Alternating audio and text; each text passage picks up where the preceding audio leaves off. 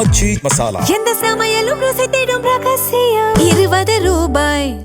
தமிழ்நாடு முதல்வர் விஜய் 2 நாள்கள் அரசுமுறை பயணமாக டெல்லி செல்லும் நிலையில் அதற்கான ஏற்பாடுகள் முழுவீச்சில் நடைபெறுகின்றன. இது தொடர்பாக நமது செய்தியாளர் ராஜீவ் அளிக்கும் தகவல்களை பார்க்கலாம்.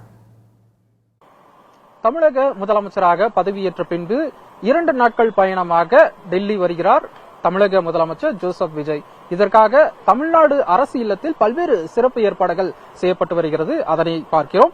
தலைநகர் டெல்லியில் இருக்கக்கூடிய தமிழ்நாடு அரசு இல்லத்தில் முதலமைச்சரை வரவேற்பதற்காக இவ்வாறாக ஏற்பாடுகள் செய்யப்பட்டு வருகிறது. குறிப்பாக காவல்துறை அணிவகுப்பு மரியாதை அளிக்கப்படக்கூடிய இந்த பகுதியில் இதற்கான ஏற்பாடுகள் அமைக்கப்பட்டு வருகிறது. கடுமையான வெப்பம் அலை வீசி வரக்கூடிய நிலையில அதனை தவிர்க்கும் விதமாக இங்கு மேல் கூடாரம் அமைக்கப்பட்டு வருகிறது. பிரதமர் மோடியை சந்திப்பதற்கான நேரம் கேட்கப்பட்ட நிலையில அது உறுதி செய்யப்பட்டிருப்பதாகவும் நாளை மாலை பிரதமர் மோடியை வந்து சந்திக்க இருக்கிறார்.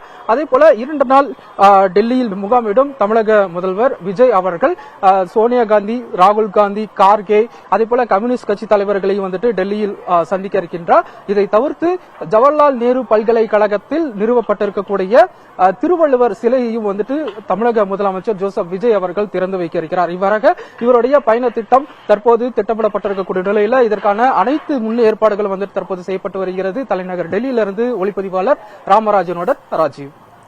ஆச்சி மசாலா. எந்த சமையலும் ருசி தேடும் ரகசியம். 20 ரூபாய்.